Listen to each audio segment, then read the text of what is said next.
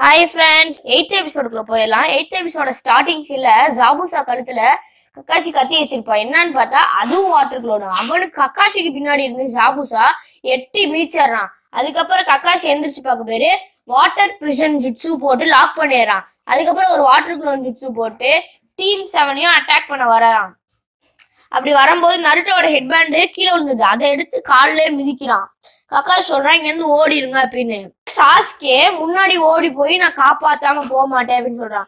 அதுக்கப்புறம் நருட்டோ பயந்து போய் பாக்குறான். அவன் கையை பார்த்த உடனே நம்ம இந்த மாதிரி பயப்படாம அதை காப்பாத்தணும்ல அப்படின்னு ஓடி போய் இது பண்ண வரான், அட்டாக் பண்ண வரான். ஆனாலும் கீழே விழுந்துடுறான். என்னன்னு பார்த்தா அவன் அட்டாக் பண்ண வரல, அவனோட ஹெட்பேண்ட் எடுக்கதான் அவன் வந்திருக்கான்.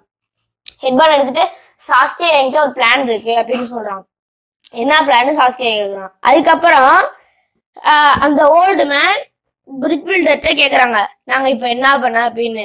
நீங்க என்னைய காப்பாத்துறதுக்கு இவ்வளவு தூரம் வந்துட்டீங்க, நீங்க உங்க சென்சேவை காப்பாத்துங்க அப்படின்னு சொல்லிடுறான்.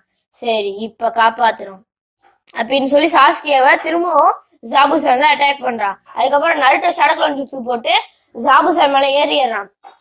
அதுக்கப்புறம் எல்லா குளோனையும் அடிச்சு நொறுக்கிடுறான். அதுக்கப்புறம் டீமன் சுரிக்கன் எடுத்து வீசுறான். அது அவன் மேல படாம பின்னாடி போய் இது பண்ணுது. அவன் அதை புடிச்சிடுறான். அதுக்கப்புறம் இன்னொன்னு வருது, அதை டாட்ச் பண்ணிடுறான்.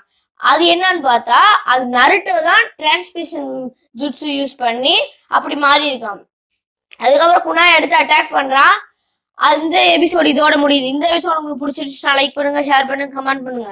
மறக்காம பெல் ஐக்கனை கிளிக் பண்ணிடுங்க. Bye friends.